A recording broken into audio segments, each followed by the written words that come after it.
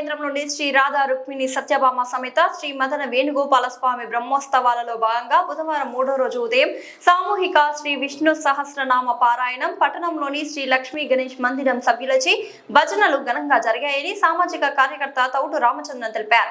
ఈనాటి కార్యక్రమంలో ఆలయ పూజారులు, పురోహితులు, సమస్త నంపి పరివారం, భక్తులు అధిక సంఖ్యలో పాల్గొన్నారు.